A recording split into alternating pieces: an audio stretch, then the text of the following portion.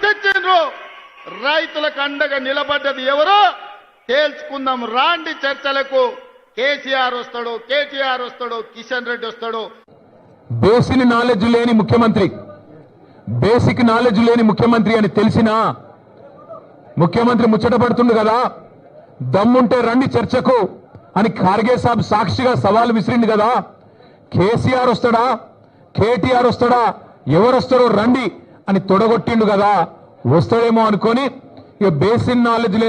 knowledge లేదు కాబట్టి ఓ 72 గంటల టైం తీసుకో ప్రిపేర్ అయ్యి రా నువ్వు ఎక్కడికి రమ్మంటే అక్కడికి వస్తాం ఒకవేళ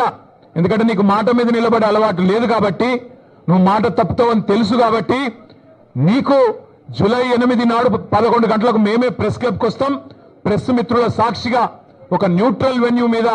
రాష్ట్రంలో మీడియా సాక్షిగా రాష్ట్ర ప్రజల సాక్షిగా ఎవరేం చేసిండ్రో రాష్ట్ర రైతాంగానికి రాష్ట్రంలోని యువతకు 10 ఏళ్ల కేసీఆర్ ప్రభుత్వం ఏం చేసిందో 18 నెలల నీ ప్రభుత్వం ఏం చేసిందో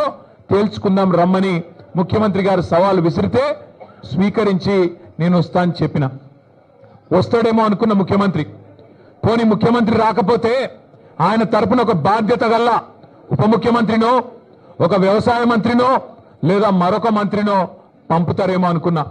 నీకు నిజంగానే నిజాయితీ ఉంటే నిబద్ధత ఉంటే చర్చకు రా లేకపోతే ముక్కు నేలకు గీసి కేసీఆర్ కు క్షమాపణ చెప్పు తప్పుడు కూతలు కూసినందుకు రైతు బంధు లాంటి పథకం పెట్టిన మహానాయకుడు రైతు బీమా లాంటి పథకం తెచ్చిన మహానాయకుడు